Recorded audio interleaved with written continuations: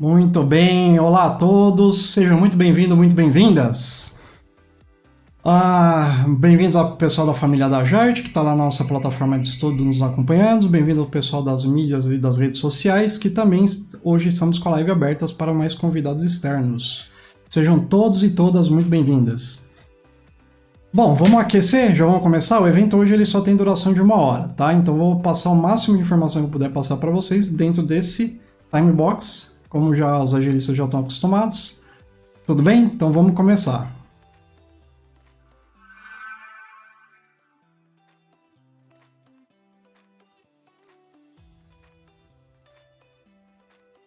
Vou começar aquecendo com uma piada aqui, que já reza a lenda, né? De que dentro de um hospício haviam 3 doidos lá internados, e um desses doidos resolveu traçar um plano para fugir do hospício. E aí ele chama mais 2 comparsas, 2 companheiros, para poder dar cabo desse plano. E ele conta o plano para os outros 2, dizendo o seguinte: olha, sábado a gente vai fugir desse hospício. Eu tenho um plano, é infalível. Tá vendo aquele muro lá, galera? Então, aquele muro a gente vai pular no sábado. Só que pra gente ter certeza que o plano vai dar certo, vamos chamar que esse louco é o líder, vamos chamar ele de Nero. Ele fala pros outros 2. A gente precisa treinar. Então, vocês vão me ajudar lá a treinar, a gente vai pular o muro, né, para ver se a gente vai conseguir fugir. Isso era uma quarta-feira. Aí vai lá o Nero, olha no corredor de um lado, olha no corredor do outro. Beleza, dá pra fazer o teste, vão os dois lá pro muro. Pula o Nero, depois pula o segundo, pula o terceiro. Ah, legal, funciona. Bacana, vou voltar. Aí pula os dois, os três de volta para dentro do hospício. Muito bom, quinta-feira, galera, vamos lá treinar de novo. Sábado tá chegando, sábado tá perto. Olha o prazo, olha o SLA, olha o deadline. Então beleza, vão lá os três, olha lá, não tem ninguém olhando, beleza, vamos lá, pula de um lado, pula do outro, pula de um lado, pula do outro, pula do lado, pula do outro. Aí, legal, estamos bem treinados. Chega sexta-feira, cai uma tempestade. E o doido chega lá, olha, pô, não dá pra gente treinar hoje, né? Aí chegou o quê? Sábado. Aí o doido vai lá, aí galera, fica de olho aí pra ver se os caras não vão me pegar. Pera aí, vamos ver se tá tudo liberado. O doido vai lá pro pátio, olha pro muro, fica triste, volta decepcionado, olha com cara de pesar pros dois e fala, pô gente, hoje não vai dar pra fazer o plano. Mas os dois, mas por que não vai dar? Ah, porque com a chuva de ontem o muro caiu, então não vai dar pra gente executar o plano. Bom, já deu pra entender o tom da conversa de hoje, né? É mais ou menos isso daí. Um monte de gente fazendo um monte de objetivo, um monte de meta, tarefa, atividade e, sinceramente, às vezes não tem nem o menor propósito. Então vamos começar já dando andamento. Regras de ouro para quem não conhece aqui a comunidade da Giant. Primeiro, colaboração só se for com respeito. Não é permitido discriminação, ofensas nem spam, e dúvidas, em geral, vão ser coletadas e respondidas no final, tudo bem? De resto, comunicação liberada, tá bom? Nossos objetivos aqui hoje, a gente tem 4. É descrever para vocês que metas, acreditem ou não só dão prejuízos emocionais, não dão só estresse, eles podem ocultar alguns riscos que podem até matar. Vamos falar de alguns cases que enganam, né, que levam a gente ao engano quando a gente está determinando objetivos e metas. Vamos falar de alguns cases que vão de varejo até TI. Vamos falar daqueles casos, principalmente, em que a gente faz e nunca é reconhecido. A gente está sempre correndo que nem doido atrás de meta, mas não é reconhecido. Ou então, mesmo atendendo todas as atividades, todas as tarefas, tudo no prazo, parece que no final está tudo atrasado. Estão sempre reclamando que foi feito, mas não foi entregue dentro do prazo, ou não foi entregue o que se esperava. Sempre querendo mais, tudo para ontem, claro. E você, querendo até ajudar, é cobrado ainda mais, né? Então nós vamos falar que nem sempre performance é igual a resultado, e o último objetivo é como a gente pode trabalhar para sair dessa rota da tortura, incluindo, né, aqueles cenários que a gente sabe que tem gente que faz de menos enquanto outros fazem demais, né, sobrecarregando outros profissionais. E vamos discutir algumas metodologias que, com o resultado esperado, né, aí sim pode promover um engajamento e uma sinergia melhor nos colaboradores e nos times que acompanham aquele projeto, aquele serviço, aquele produto. Tudo bem? Então, mais uma vez, sejam todos muito bem-vindos, porque eu sei que separar um tempo para a gente se aprimorar não é fácil hoje em dia, ainda mais depois de um dia extenuante de trabalho. Então, para vocês que estão aqui, muito parabéns para todos vocês que conseguiram separar esse intervalo de tempo para isso, para poder se aprimorar, reflexionar e encontrar novos caminhos. E aí vou te falar justamente também, né, de um caminho simples, que inclusive eu uso muito, que, porém, não é simplório. A gente toma cuidado, não confundir simples com simplório. A gente vai ver qual é a diferença disso aqui hoje também. E vamos falar também que, na verdade, as metas não se descrevem só em tarefas. E por isso é que muitas vezes elas perdem o sentido com o tempo e a comunicação fica tão equivocada quando a gente acha que está entregando alguma coisa e no final não serve para porcaria nenhuma. Falando português bem claro. Então nós vamos falar de como você pode ter menos estresse na gestão desse tipo de gestão de metas e ainda assim conseguir, sim, mais visibilidade de onde realmente estão os problemas, o reconhecimento do que está sendo feito, mais sinergia e mais engajamento, mesmo tendo times de diferentes áreas, diferentes competências. Então, como a gente está com pouco tempo, eu garanto que eu tô aqui mais de 110% comprometido para comunicar tudo isso aqui para vocês, e eu espero que vocês também sejam pelo menos 100% comprometidos para poder receber bem essa discussão e essa reflexão. Então, posso contar com o compromisso de vocês aqui? Sim ou não? Põe aí nos comentários e vamos em frente. Case número 1, para começar, Ford Pinto. É isso aí, vocês escutaram bem. Teve um modelo da Ford que chamava Pinto. Então, chocado, beleza, chocado vai ficar a hora que eu contar a história. Em 1960, a Ford estava perdendo o mercado para várias companhias estrangeiras. Então, o seu CEO, na época o Lee Iacocca, lançou um desafio para ser cumprido até o final de 1970. Um carro que tenha até no máximo, né, 907 quilos e abaixo de $2. Bom, requisitos bem claros, bem definidos, certo? Parece, não é?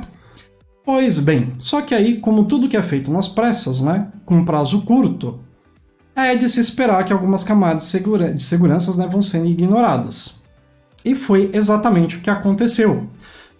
Um erro de design do próprio automóvel deixou um pouco espaço para esmagamento, no caso de acidente, entre o tanque de combustível e a lataria do carro, colocando o automóvel em risco de incêndio quando um impacto na traseira. E adivinha? De fato, o risco foi efetivado não uma, não duas, mas mais de 50 vezes, gerando um número de mortes, de óbitos de 53 pessoas morreram, e inúmeros feridos nessa contagem, né, desses acidentes. Então perceba que os objetivos originais estabelecidos, colocados pelo CEO, até que foram cumpridos. Se você falar a questão de prazo para ir para o mercado, eficiência de desenvolvimento, custo, foi cumprido. Não há o que se discutir nesse cenário. Mas e os outros objetivos, tão importantes quanto, mas que não foram tão declarados de formas tão explícitas assim? Como segurança, ética, comportamento e reputação, né? Porque com tantos acidentes acontecendo e levando gente à morte, como é que ficou a reputação da Ford? Só porque não se constava como objetivo original esses tipos de objetivos também. Então, como eu sempre digo, né? Me digas como você medes o teu processo, o teu produto, o seu desenvolvimento, que aí eu vou te dizer para onde você está indo, se é para o sucesso ou se é para o fracasso. Então, percebendo que faltou uma sinergia, uma comunicação melhor dos comunicados, dos objetivos que acreditavam-se que não seriam necessários e, no fim, na pressão, foram ignorados. Case número 2. Sears. A Sears nada mais é que uma empresa que presta serviços de manutenção para automóveis, manutenção e reparos de automóveis. Certa vez, ela estabeleceu uma meta de vendas. Pô, né, a receita não está muito boa, né? Não precisamos melhorar a geração de resultado aqui dentro. O que foi decidido pelo comitê? Bom, vamos colocar os mecânicos para vender também. Então vamos colocar uma meta para eles fazerem vendas de pelo menos $147 por hora de serviço executado. Bom, de novo, mais uma vez, para quem está acostumado com vendas, até que aparentemente está ok, né? Aparentemente está de acordo colocar uma meta de vendas. Pois bem, parece apropriado, mas a equipe de mecânicos começou a se sentir pressionado por essa meta e começou a cobrar mais e mais pelos trabalhos realizados, além da necessidade que o cliente precisava. Bom, quem já precisou de mecânico sabe que a fama de mecânicos não é muito boa. Por quê? Porque ou não é um serviço confiável na maioria das vezes, você precisa de uma indicação muito forte, ou porque você sabe que pode ser que em qualquer zé de esquina você vai encontrar alguém tentando te cobrar mais do que deveria. Tal preconceito, tal percepção não se dá infundado, tanto que a Sears descobriu. Quando você pressiona, né, a geração de serviço que não se tem necessidade, os clientes uma hora vão perceber. E foi o que aconteceu. E com a insatisfação de vários clientes aparecendo cada dia, mais dia após dia, ela começou a perder o quê? Receita, porque os clientes não voltavam mais lá. Claro que o próprio depois, o chairman da Sears, o Edward Brennan, ele admitiu que aquela meta estava, na verdade, de fato, gerando comportamentos antiéticos frente aos clientes que eles estavam atendendo. Percebe já um probleminha de fazer meta só pela meta? Nem sempre você vai garantir comportamentos saudáveis para a saúde financeira e para a relação com seus clientes. Que afinal, se você não satisfaz o cliente, claro que isso vai impactar financeiramente a empresa também. E ali, a Sears, naquele momento, começou a estabelecer um objetivo como principal, a de satisfazer os seus clientes com serviços que realmente façam sentido para os problemas que eles têm no dia a dia. Vamos para o case número 3. Muito comum, metas de fluxos. Quem é de engenharia de produção aqui já sabe. Quem é de TI, principalmente, mas em de TI eu acho que até o estrago é um pouco pior. Por quê? Para quem não sabe o que é metas de fluxo, vamos falar de 2 exemplos aqui, Throughput e WIP. Throughput, resumidamente, genericamente falando, nada mais é do que a quantidade de itens feitos ou produtos entregues, produtos desenvolvidos, no caso de TI, demandas atendidas, requisitos desenvolvidos e entregues, mais ou menos nessa linha para todo mundo que está aqui hoje nos assistindo entender.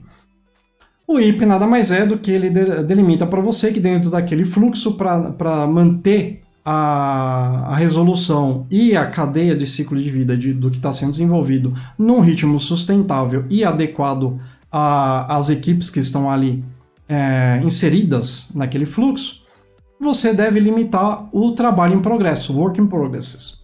Ok, até aí também não tem o menor problema. A ideia principal de você limitar o WIP, como se diz na maioria, né, dos literários, é que você simplesmente identifique com mais facilidade onde está acontecendo o problema. Se de repente, lá dentro do seu fluxo de desenvolvimento, se você tem um quadro Kanban dividido lá em colunas ou em raias, com as categorias ou com os times ou as categorias, como você classifique melhor as suas colunas, você tenha de repente lá a área de qualidade. E dentro da área de qualidade já tem 3 em andamento, você não vai puxar mais. Só que o que acontece quando você faz isso daí? A ideia é que aquelas equipes que estão enfrentando esse tipo de bloqueio, porque tem 3 em progresso e porventura uma ou mais estejam bloqueadas por dependência de outras atividades, outras aprovações ou de repente em suma de outras equipes, se resolvam. Para que você não fique puxando e engargalando tua fila de desenvolvimento. Ótimo, a ideia é maravilhosa.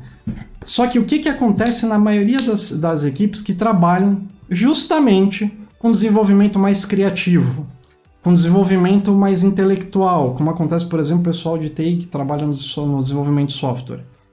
Na maioria das vezes, você não tem uma autonomia totalitária para aquela equipe ou para aquele desenvolvedor, por exemplo. Ele vai depender de outras, de repente de outra equipe. No caso de TI, por exemplo, parou na equipe de testes, mas para o teste prosseguir, depende de uma intervenção na arquitetura. O pessoal de arquitetura não vai estar ali disponível. E aí vem o pessoal, né,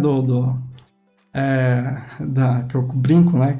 Quem viu o vídeo lembra que eu brinco da Bezerra Ágil, né? Vem o pessoal do By the Book e fala, não, então não faça nada. E aí a galera faz o quê? Braços cruzados. Porque alguém lá disse que no By the Book eu não posso o que fazer, então eu fico de braços cruzados. Eu não puxo mais valor, não tendo como resolver, não tendo autonomia por si, pela equipe ou por si mesmo. Então eu fico de braços cruzados esperando. Eu vou fazer qualquer outra coisa. Esse é um comportamento antiético, como o da Sears? Também. Se você pensar bem, não vou dizer que é do ponto de vista criminoso, né, de você levar um caso de 171, mas se você está ali parado sem produzir, você está deixando de entregar valor, que não é a proposta de gestão ágil, é antecipar o valor o quanto antes. A mesma coisa acontece com o throughput na maioria das vezes. Se o cara só está entregando, tem um monte de demanda entregue. Nossa, a capacidade foi usada a 100%. Todas as horas trabalhadas foi utilizada a 100%. Mas se tinha uma previsão de entregar um resultado final, um produto novo, ou uma funcionalidade nova ali no final de 1 mês, 2 meses, e não entregou, também não antecipou o valor. E aí, por conta de você estar cobrando só meta de entregas por quantidade, o que acaba acontecendo na maioria das vezes? Para mostrar que está ocupado, os colaboradores vão lá e falam assim, não, beleza, quebra essa história de usuário em 2, 3, Quando não tem necessidade, eu não estou falando que quando tem necessidade. Quando tem necessidade, tem que quebrar. Mas quebra sem a menor necessidade, aliás, quebra até em itens que não dão funcionalidade alguma pro cliente, e bota como entregue, o cliente, uma parte de uma funcionalidade da qual o cliente só vai poder testar a hora que sair a outra parte, lá na sprint seguinte, no mês seguinte, na semana seguinte, e põe como entregue. Isso não é antecipação de valor. Olha só como você já gera uma mudança de comportamento ao objetivo esperado, que era antecipação de valor também. E tem outra questão, né, que muita gente se esquece e se ilude, na verdade.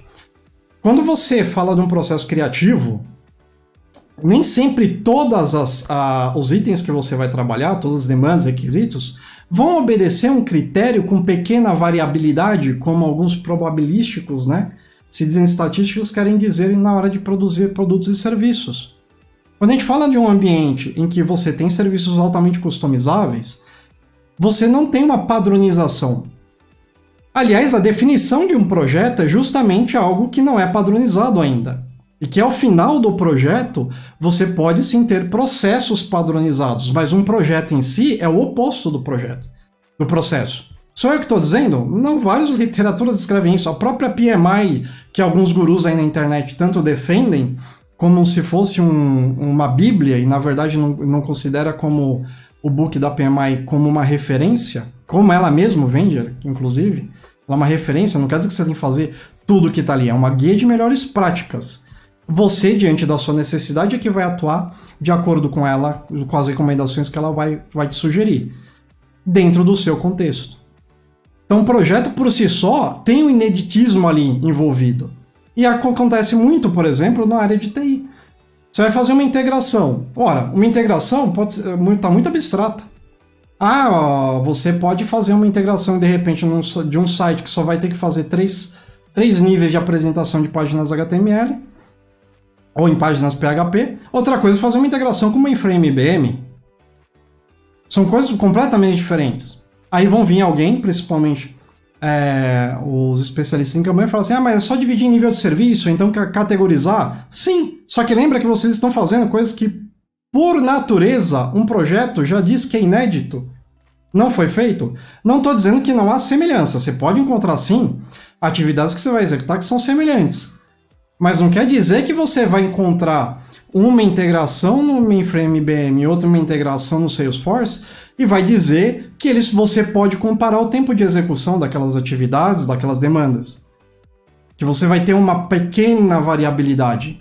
E sem falar ainda nas diferenças de que você tem das competências e habilidades de cada um daqueles times. Uns vão ter mais experiência, outros vão ter menos, uns vão ter mais familiaridade com determinado procedimento, outros não. E dentro de multinacionais, grandes empresas, até médias empresas, cada um vai ter um procedimento diferente. Não só tecnologias diferentes, mas procedimentos também para cada caso. Principalmente, né, referentes à segurança. Então é muito, vamos dizer assim, é muito otimista acreditar que num processo que envolve um processo intelectual criativo muito grande, que você vai conseguir reduzir em pequenas tarefas e atividades em que a variação vai ser quase que Six Sigma. Seis Sigma, por exemplo. Não vai. Você vai ter probabilidades. Essas probabilidades de um intervalo menor para um intervalo maior. Minha previsão mais otimista pode ser um dia, minha mais pessimista pode ser 3. É normal isso acontecer nesse tipo de situação, principalmente prestação de serviços. É normal. Só que aí o povo fica vendendo que é possível categorizar tudo como se fosse um padrão, e aí senta a tora nos times de desenvolvimento, acreditando que tem que fazer entregas. Aí o que acontece? Comportamento equivocado. Em vez de você falar que você está fazendo entrega de valor, você vai lá, quebra em 3 partes diferentes. Em vez de ter um valor no final de uma sprint, você só vai ter o valor de verdade no final de 3 sprints. Olha a perturbação do conceito da gestão ágil. Perceberam a diferença? Para quem ainda não entendeu, eu vou dar um exemplo muito fácil. É o do McDonald's, por exemplo. Pouco tempo atrás, saiu noticiado que um cliente ficou muito pé da vida numa franquia do McDonald's porque o hambúrguer dele saiu sem picles. Ué, mas o hambúrguer foi entregue, né? Então, esse tipo de comportamento desvirtuado que dá na hora que você só olha por esse tipo de métrica, só pela meta pela meta, como a gente fala aqui. Case número 4. Esse é um exemplo meu. SLA de atendimento. Não vou entrar nas discussões aqui dos milindres que é você executar um projeto, por exemplo, desse tamanho, apesar de simples, mas não é simplório. O que acontece? De 2008 para 2009, a gente precisava melhorar a qualidade de atendimento do back-office do banco a qual eu trabalhava. Para quem não sabe, né, que não me conhece ainda, aliás, para quem não me conhece, deixa eu me apresentar, né? Eu sou André Bueno, sou Enterprise Coach e CEO aqui da Agility, e já fui funcionário de carreira por 15 anos no Banco do Brasil, passando aí com coordenação de prestação de serviços, gestão de projetos, desenvolvimento de projetos de várias diretorias, de operações, logística, crédito, imobiliário, finanças, tecnologias e agro, etc. Eu tenho mais de 20 anos de experiência no desenvolvimento de projetos, contabilizando essa experiência que eu tive no Banco do Brasil e agora dentro da Agility, como CEO e Enterprise Coach. Já ajudei mais de 27 mil profissionais, já colaborei com a formação de mais de 6.200 profissionais formados em gestão ágil e também sou fundador do movimento Agility e Ser Ágil. Agility numa pegada de desenvolver, de desmistificar o que é a gestão ágil, e já o Ser Ágil é o desenvolvimento de profissionais baseados nas suas soft skills e competências comportamentais. Então, voltando ao case. O problema é que o banco tinha uma rede de back-offices enorme, eram 7 grandes centros espalhados pelo Brasil, com uma rede de 14 mil funcionários. Esse back-office prestava todo tipo de serviço, era feito por detrás da mesa, né, que a gente fala do gestor, do analista de negócios das agências. Então, tudo que era serviço operacional ia para essa rede de back-office. E toda vez que um gerente queria saber como é que estava o processo de abertura de conta, o processo de liberação de crédito, de financiamento, ele tinha que, primeiro, descobrir que centro que estava, segundo, descobrir quem era o analista que estava cuidando, para aí o analista poder responder para ele qual era o status daquele serviço, daquela demanda, e se havia alguma diligência, ou seja, se tinha alguma coisa para ser requisitada para o cliente, se tinha alguma coisa que o cliente deveria entregar ou então ser elucidada. Bom, de qualquer maneira, ele tinha que ligar lá. Na melhor das hipóteses, eram 4 horas para ele ter algum tipo de informação. Isso quando ele acertava o centro que o analista estava, porque muitas vezes esse processo ia por malote e se perdia na rota e ia para um centro que não devia. Na pior das hipóteses, levava de 3 a 4 dias para ele ter um retorno. Bom, desta maneira, o que poderia ser feito, né? Bom, várias soluções foram colocadas na mesa.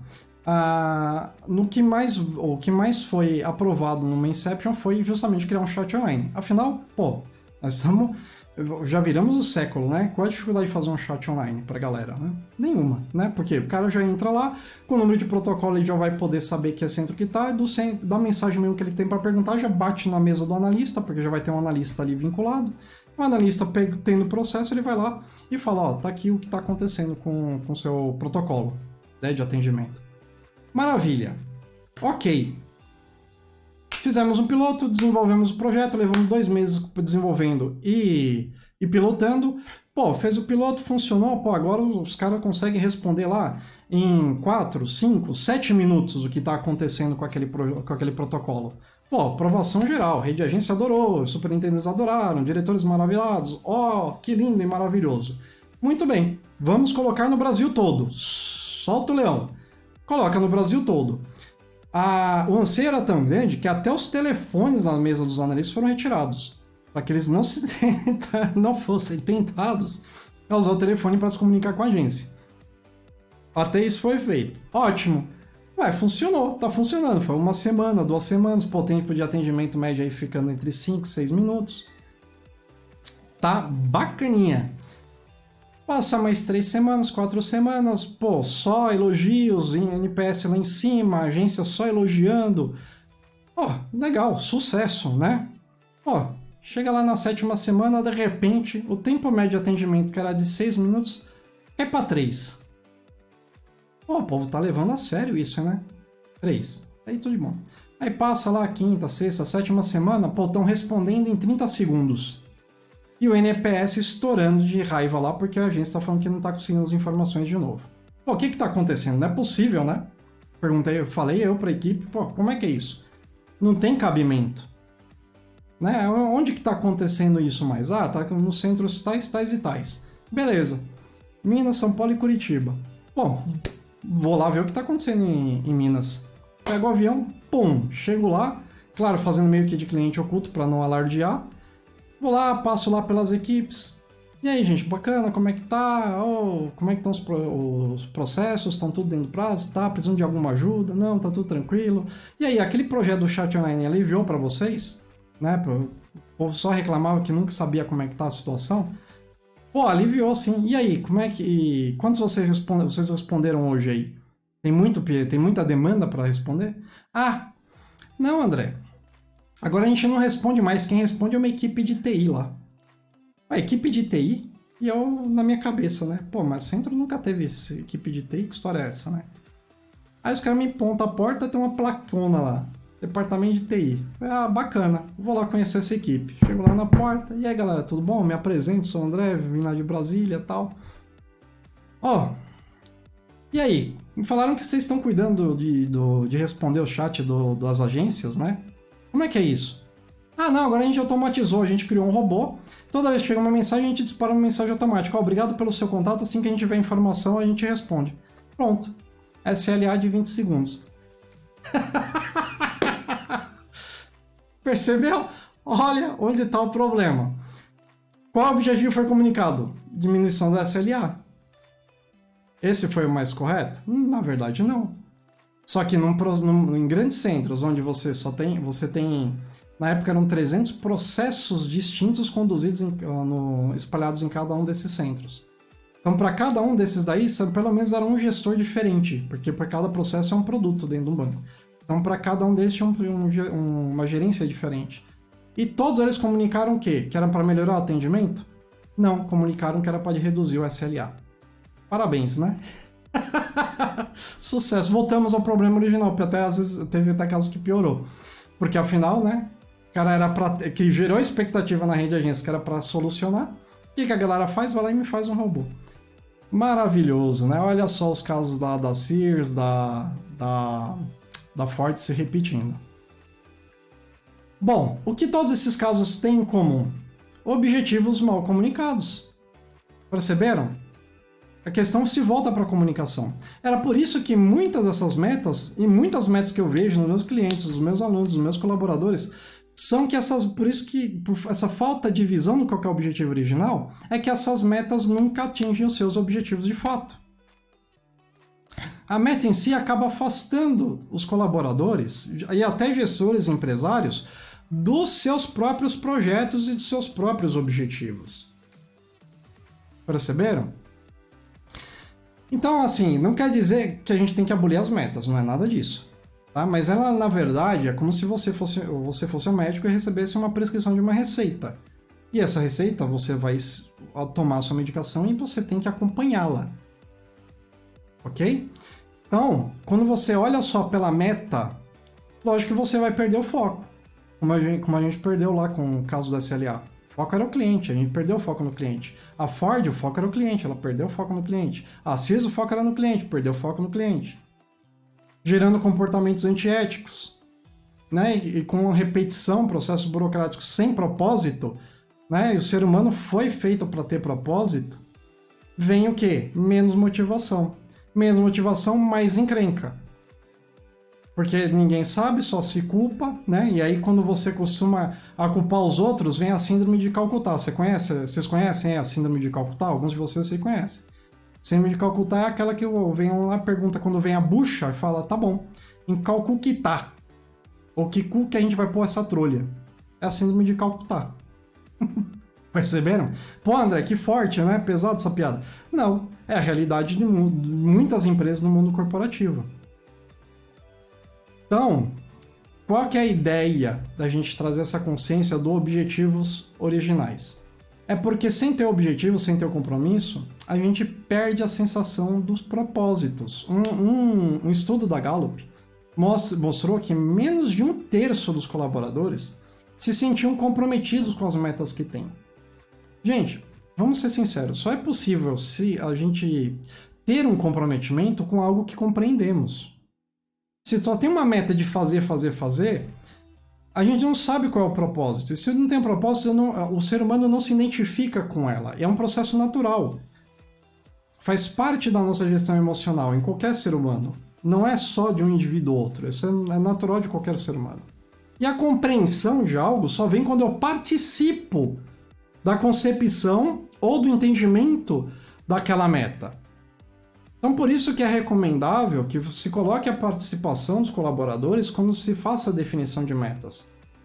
Não quer dizer que devemos, vamos dizer assim, eu tenho que consultar o meu colaborador. Não, a visão, muitas vezes estratégica, ela vem de cima. Ela tem uma liderança para dizer para onde o time vai. É para isso que existe um líder, um gestor, para dizer para onde aquele produto vai. Agora, isso não quer dizer que eu não posso colher opiniões e visões diferentes dos meus colaboradores. Agora, o que eu estou dizendo é que meta pela meta gera um descasamento. Um descasamento entre metas individuais com esforço em comum para o sucesso daquele projeto, produto, serviço em desenvolvimento. Perceberam? Então, sem ter compromisso, né, o compromisso, na verdade, ele vem com a participação e envolvimento dos colaboradores.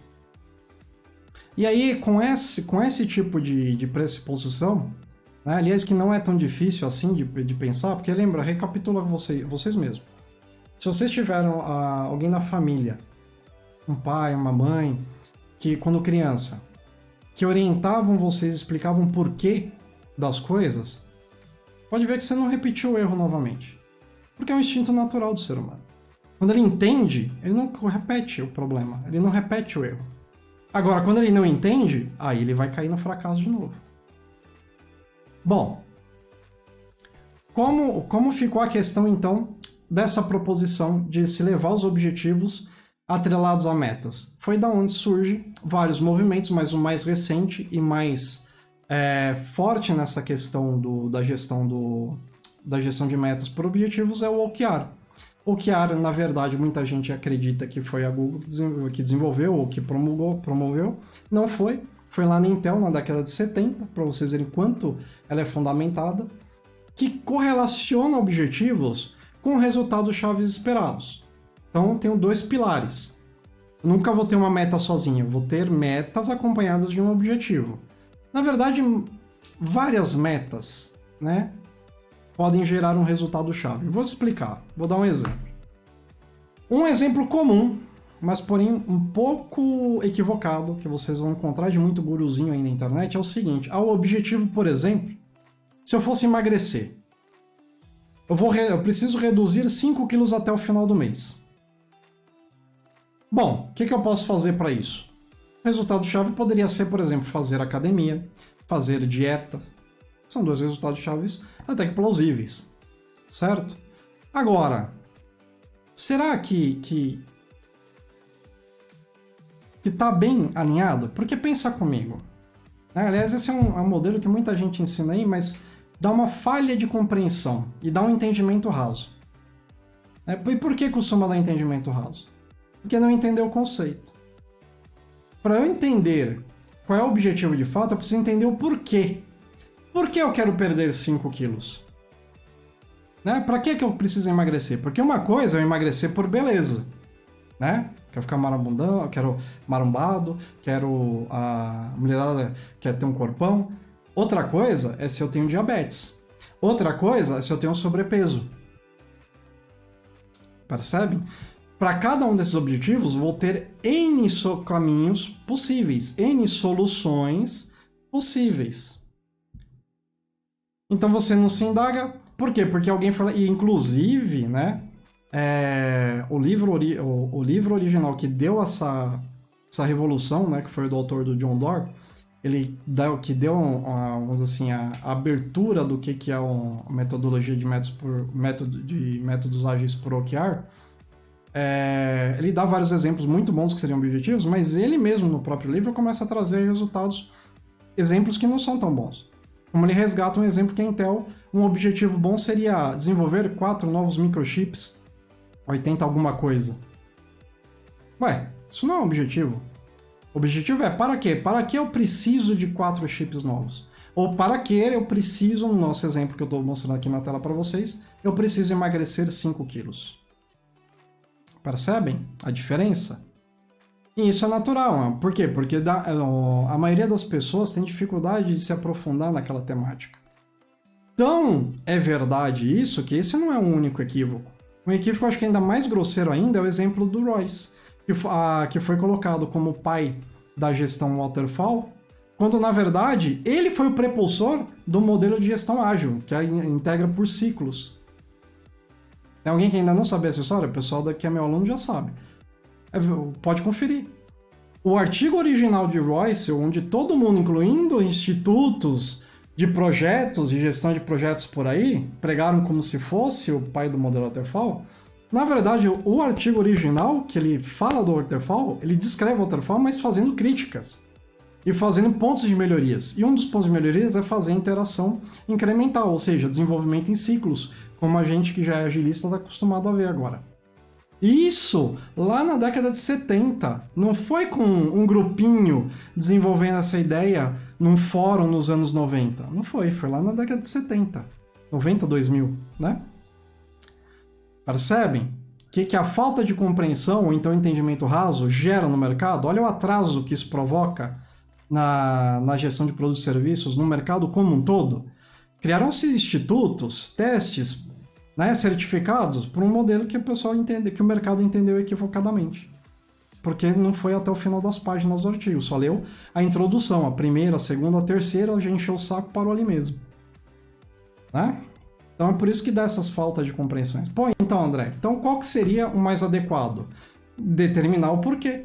Então eu preciso reduzir 5 quilos até o final do mês porque eu preciso cuidar da minha saúde. Estou com tendência de pré-diabetes. Então o que é que eu posso fazer? Bom, 2 encontros mensais com uma nutricionista para balancear minha dieta parece um resultado chave plausível. Correr 5 km por semana ou a cada 5 dias, não importa. Isso é por quê? Porque ambos vão me dar um grau de evolução. Eu consigo conferir se eu fui ou não fui nutricionista, se eu corri ou não corri 5 km. Agora, dali eu posso ainda desdobrar ainda mais, posso desdobrar mais atividades ou até cobrar ainda mais, aumentar a meta, dobrar a meta. Entendeu? Então você vai alinhando. Aí no mundo corporativo, o que isso acontece? Você vai alinhando isso, nessas metas individuais que cada um pode fazer, com as metas coletivas, ou seja, as dos propósitos de um projeto, ou as dos propósitos de uma demanda, como a gente já discutiu muito em User Stories, como a gente já discutiu muito em quebra de itens de trabalho. Quem não viu, vai lá no YouTube que tem um monte de vídeos sobre isso. Então, percebam que com o tempo, né, e fazendo a participação dos colaboradores e expondo os propósitos, eles podem encontrar caminhos e abordagens mais eficientes ou até soluções mais diferentes para aquele mesmo problema. Então, se, por exemplo, eu estou fazendo só 5 km e não está resolvendo, eu não vou matar meu objetivo. Meu problema é que sim, eu não consigo fazer os 5 km toda semana. Agora, meu objetivo está lá. Então, eu posso simplesmente tirar esse resultado-chave que não está servindo para mim e colocar outro no lugar. A outro que faça mais sentido. A gente só não deve confundir que solução com resolução. Por quê? Se eu vou lá e... eu vi muito que chip da beleza vai lá e me queima gordura. Aí eu vou lá e ponho. Ainda mais agora numa situação que eu tenho uma situação de pré-diabetes. Será que isso não vai afetar a minha produção hormonal e pode complicar ainda mais o meu problema? Então a gente tem que tomar cuidado também com as soluções que a gente coloca no meio do caminho, pensando que é o caminho mais curto para resolver. Não é bem por aí. Então, por isso que às vezes dá muito conflito entre meta e objetivo. A gente procura muito o caminho mais simples e esquece de que o caminho mais simples às vezes pode estar mais prejudicando, como aconteceu nos cases que eu mostrei para vocês, do que ajudando. Isso me lembra até a parábola do arqueiro, que é mais ou menos assim. Diz a lenda que uma certa vez um arqueiro experiente chamou um de seus alunos para uma demonstração. Eles foram a um campo aberto, o mestre encontrou uma árvore, pegou uma flor do chão e colocou no meio dos galhos dessas árvores. Em seguida, munido aí de seu arco e flecha, caminhou ele e o aluno, né, a uns 100 passos de distância dessa árvore, mais ou menos. E aí o mestre, para demonstrar para o aluno, coloca uma venda nos olhos, amarra uma venda, e pergunta ao aluno: discípulo, quantas vezes você me viu praticar esse esporte? Né? E aí o aluno responde: ô mestre, todos os dias. Eu sempre te vi aceitar essa árvore. E você, aliás, até mais longe. Você não dá só 100 passos, você dá 3 passos e você acerta com uma precisão impressionante. Pois bem, aí seguiu então o mestre com os olhos vendados, esticou o arco e a flecha e disparou. Alguém acerta, alguém dá um palpite do que aconteceu? A flecha nem passou perto da árvore, aliás, passou bem longe. Foi até o aluno ficou até constrangido com o mestre.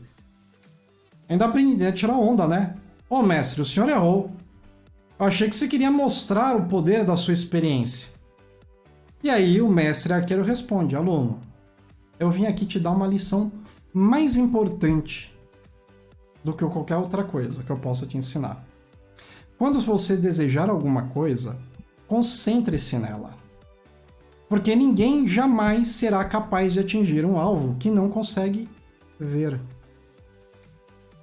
É isso que você faz trazendo a relação do objetivo. É o teu alvo. Qual é o teu alvo que você quer alcançar? É isso que você faz. Estão percebendo? Depois disso, depois que eu estou te explicando isso aqui, vocês vão ver um monte de papagaio de pirata amanhã começando a falar ou mudar os artigos deles, tá? Por conta disso. Porque estão muito seguindo meta pela meta. E aí gerando mais distúrbio, mais frustração, principalmente desenvolvimento de serviço, sem a menor necessidade. Só que assim, o que eu tô falando para vocês, né? Fala, pô, André, parece ser muito simples, né? Ah, é fácil colocar a estrutura aí. Só que não é simplório. Eu sempre lembro de um caso que é o do... como é que era o pintor? O Picasso.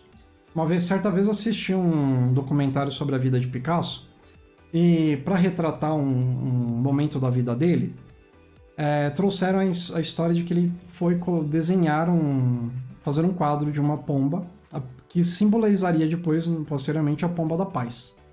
E ele lá no meio da praça, né, com seu quadro, com suas tintas e pincéis e pintando. Mas pintando, claro, com aquela precisão, com aquela beleza, com aquela determinação que só um pintor experiente como Picasso faz, né? Que requer o tempo e dedicação. Até que chega um senhor no meio dessa praça e, vendo a obra já quase finalizada em questão de minutos, sei lá, 5, 8 minutos, ele já estava terminando. Aí vem o senhor e pergunta: quanto seria essa sua obra, meu senhor? Aí o Picasso vira pro senhor e fala: acredito que seria um preço justo, uns 1.000 euros. Se a gente colocar nos dias de hoje, com a cotação de hoje, uns 1.000 euros daria o quê? 7 mil reais? Tô ilustrando, tá, gente? Não foi exatamente esse valor. E aí, lógico, se algum artista fala que custa um quadro 7 mil reais e você é um leigo, o que você fala? Pô, que absurdo! Mas tão caro? Você fez aí em 8 minutos esse quadro? Como assim você quer 1.000 euros? Só que aí ninguém pensa, assim como esse senhor, a maioria das pessoas não vê que para o Picasso chegar a esse nível de precisão, para passar essa simplicidade que ele aparenta, na verdade ele teve que aprender muita coisa complexa antes. De anatomia humana, né, de comportamento animal, no caso do pombo. Ele teve que se aprofundar no cubismo. Ele teve uma bagagem que levou anos para ele fazer aquilo que parece ser tão simples. Na verdade, é uma complexidade embutida que leva muito mais tempo. Por isso que muitas vezes a gente vê aí na internet gente falando assim: é só fazer, é só praticar, aprende no empirismo. É muito fácil a gente falar que vai aprender no empirismo com o dinheiro dos outros ou com a saúde dos outros, como foi o caso da Ford. É muito fácil, né? Tem outra história também, aquela história do jacaré e dos troncos, né?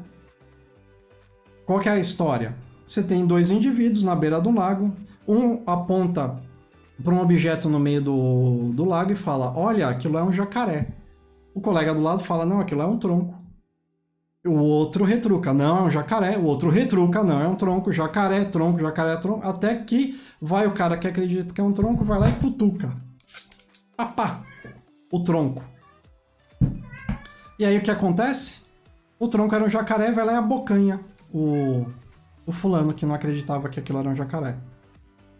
Aí o cara que acreditou que era um jacaré estava a uma distância segura, só olhou aquilo lá, veio vindo um terceiro indivíduo, apontou para o terceiro indivíduo, ó, cuidado, aquilo lá é um jacaré. Só que aí o jacaré está imerso de novo, só está com a costa por fora.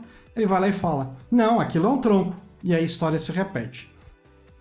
É muito fácil, né? Quando você coloca a vida dos outros em risco, é muito fácil. Agora, quando você coloca a sua, será que você coloca a sua condição em risco para testar? Para ficar só praticando empirismo? É por isso que é muito importante aprender com a história. Né? O OKR não foi o único. Teve todo vários predecessores de conceitos e administradores e cientistas que trouxeram esse conceito para a gente entender o comportamento humano e alinhar. Alinhar com o quê? Com o que é de mais fundamental para o ser humano, que é a compreensão dos seus próprios propósitos. A gente só consegue se engajar de verdade quando a gente entende o propósito. E aí passou desde KPI, SMART, MBO, de Peter Drucker, PSC, de Kaplan Norton, até culminar no OKR. Mas eles não são os únicos. Né? A gente precisa aprender com a história, não só para acertar, né, para aprender com os acertos deles, mas principalmente para aprender com os erros, para que nós não façamos os mesmos erros novamente. Estão compreendendo? Faz sentido até agora? Tá fazendo sentido? Vai sinalizando aí para mim, tá? Se dúvidas, vão deixando que já eu vou responder. Por isso, né, que a gente vai trazer uma oportunidade aqui para vocês. Todo mundo tem uma escolha, né? A verdade é essa. Quando a gente pensa que a gente pode aprender, né, por tudo que pode acontecer, a gente pode aprender por osmose, tem ônus e bônus, né? E aí nessa hora de ter um ônus e bônus, principalmente essa galera que fala que pode aprender tudo sozinha, na base do empirismo, eu sempre lembro do caso do Karnal. Karnal, ele dá um exemplo muito bom. O que ele fala para você? Tá, imagina o seguinte, hoje você descobre que você tem um tumor que não é muito fácil de ser operado, não. Tá? O risco é grande. E você tem duas opções à sua frente. Vem um coordenador da sala médica e fala para você, ó, você tem duas opções. Viu, André? Você tem duas hoje. Aqui ao seu lado esquerdo você tem um médico. Esse médico foi formado com os melhores professores, os mais experientes nesse tipo de situação. Ele fez não sei quantos, 5, 6, 7 anos de residência, não sei. E ainda se especializou por mais 5, 7 anos nesse tipo de cirurgia. E do aqui o outro lado, seu lado direito, você tem um blogueirinho que aprendeu tudo sobre retirada de tumor no YouTube. E aí, gente, com quem vocês vai? Hein? Com qual vocês escolhem? E ele, na verdade, o cara não está querendo saber a sua resposta. A verdade, todo mundo já sabe. Né? Se você não tem nenhum distúrbio psicológico, lógico que você vai no mais seguro. Aí o que ele traz a reflexão é, enquanto essas duas coisas não forem equiparadas, tá? A gente não pode simplesmente dizer que pode aprender na tentativa e erro. A gente não pode só aprender lendo, porque ler você adquire conhecimento, mas conhecimento não é sabedoria. Conhecimento mais prática que dá sabedoria. E aí é onde um problema que a gente encontra muito na internet. Né? Consultores, por exemplo, que nunca foram clientes. É uma diferença muito grande. Steve Jobs, inclusive, fala disso em algumas palestras. Há uma diferença muito grande quando você é o responsável pelo produto ou serviço. É você que dá a direção daquele produto ou serviço. E outra coisa, um consultor que, no máximo, te aponta umas recomendações e se der errado é você que não escutou ele. É bem diferente. Né? Alguém te apontar onde está sangrando. Ó, André, está sangrando aí o seu braço. E outra é eu sentir que está sangrando, porque sou eu que estou ali com problema. É na minha reta que tá no jogo. Percebem? É um mundo bem diferente. Né? Consultor não vai ter acesso a alinhamento estratégico, como muitos pensam. Simples, ué. Você está falando de médias e grandes empresas. Médias e grandes empresas protegem as suas estratégias para não sofrer de espionagem empresarial. Até como interno, a gente tem uma série de camadas mais seguras ainda do que você... mais restritas ainda do que você colocaria num contrato de consultor. Simples, porque você não quer que vaze coisas que realmente são importantes para o futuro da empresa. Né? Você vê isso em pequenas empresas, em startups, você pode ver. Mas daí você compara isso com médias e grandes empresas e realmente ser responsável por uma cadeia de 14, 20 mil funcionários, é muito diferente. Muito diferente. A responsabilidade é muito maior. Bom, para te ajudar com tudo isso daí, pessoal do Instagram, provavelmente a gente vai cair, a previsão é que nós já estamos encerrando, mas tem alguns recadinhos ainda para finalizar essa apresentação. Quem estiver no Instagram, pode ir lá no YouTube ou pode ir lá no LinkedIn, a gente vai continuar por mais 5 ou 10 minutinhos lá, para vocês pegarem os recados finais, tá? Então só não se esqueçam de que vai cair, e quando cair, podem ter certeza que não foi a transmissão, tá? Porque há um limite no Instagram para isso. Então vão lá para as outras redes para continuar acompanhando, mas a gente já está terminando. O recado aqui hoje é rápido. Então, perceberam a diferença? Né? Uma coisa é você como cliente, você é interno daquele produto ou serviço. Outra coisa é alguém que não é responsável por aquele produto ou serviço. Você não vai responder pelos danos e prejuízos de equívocos que venham a acontecer, como aconteceu no caso da Ford. É muito diferente. Então, para facilitar esse processo, a gente hoje está trazendo uma surpresa para vocês, que é um treinamento de gestão ágil por objetivos. O que ela vai trazer? Qual que é a ideia desse modelo de treinamento? É desmistificar a gestão ágil dentro da gestão ágil por objetivos. Ou seja, aqui a gente vai revelar o que a gente faz na gestão por objetivos e não seguindo só metas sem sentido. Então aqui é para ensinar gestores, líderes e colaboradores a se organizarem, mesmo dependendo de outras áreas ou departamentos. E ainda assim, até, ajudar ao colaborador a mostrar o seu real valor. Quando ele está realmente sob pressão e parece que nunca é reconhecido, nunca é demonstrado o quanto ele faz, aqui a gente consegue demonstrar como isso é possível. Como é que a gente faz esse atrelamento com os objetivos da média e alta gerência, por exemplo. Que não é só cumprindo metas, mas ajudando também, né, o colaborador também pode ajudar a desenhar metas que caminhem de maneira mais assertiva aos objetivos práticos. Então aqui a gente vê ferramentas de suporte para acompanhamento dessas metas e objetivos. Lá a gente vai ver dinâmicas para engajamento e sinergia de times, mesmo de diferentes áreas e diferentes autonomias. Modelos e frameworks para alinhamento da gerência e alta gerência. Ela é um treinamento composto por 4 encontros, mentorado e online. O que isso quer dizer? É mentorado, um profissional realmente da área de atuação do teu nicho, do teu mercado de atuação, vai te acompanhar durante todo esse treinamento para te dar suporte nas operações daquela área, daquele seu mercado. Então, cada profissional aqui disponível tem mais de 10 anos de experiência e, no mínimo, 3 certificações internacionais diferentes, para poder te dar o respaldo do que acontece no mercado de verdade.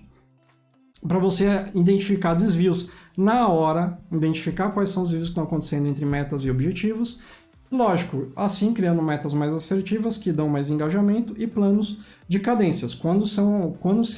Que momentos são mais recomendados para você fazer uma avaliação de como está indo o seu objetivo. Além, claro, de técnicas de produtividade, identificar onde estão os gargalos. A ideia aqui é a gente parar de seguir meta pela meta. Principalmente aquelas que eu falei para você. Se você só seguir pelo que está no IP Throughput, por exemplo, que é ridículo, não tem cabimento você ficar colocando pressão por isso enquanto o cliente está lá com o bug parado, quando o cliente está lá com o seu financiamento sem resolver, quando o cliente está lá com uma necessidade, uma cirurgia para ser feita, não tem cabimento. Justificar só com o que você está fazendo e não está devolvendo a resolução. De novo, lembre disso, solução não é resolução. Eu posso ter várias soluções para ter uma resolução no final. A solução pode funcionar ou não. cabe a um bom gestor, um bom líder e um bom colaborador envolvidos em conjunto, em sinergia, para encontrar uma solução que realmente dá resolução. E parar com aquela síndrome de Calcutá. Bom, vamos lá.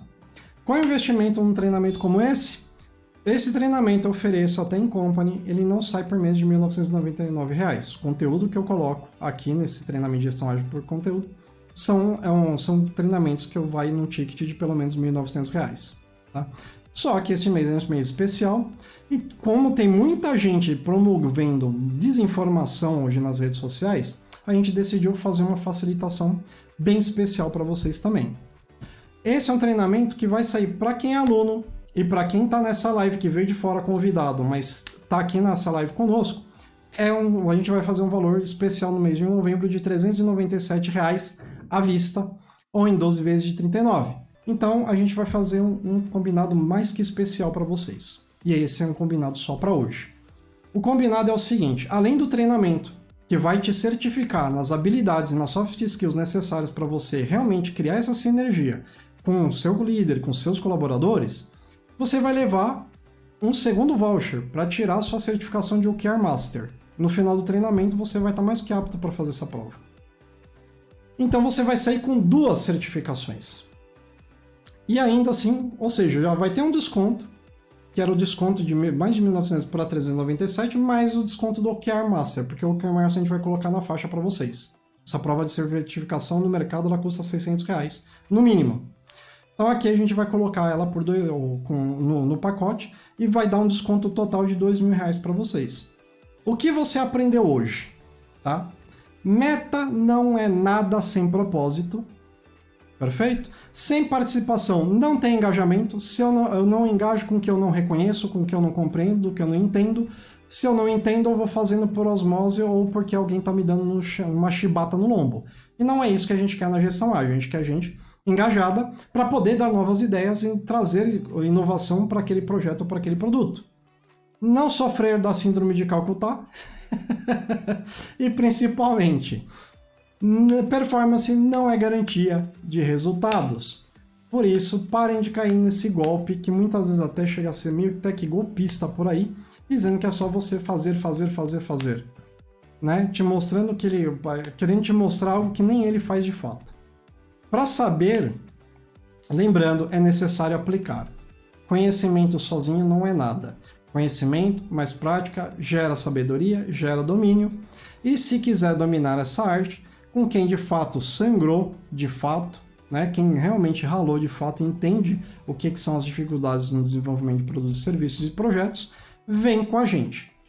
Para quem é esse treinamento? É para qualquer um envolvido com desenvolvimento de produtos, serviços e projetos, de liderança a colaboradores, porque colaboradores também acabam sofrendo por conta de uma gestão da qual ele não consegue passar a comunicação adequada do que ele tem produzido para a sua liderança.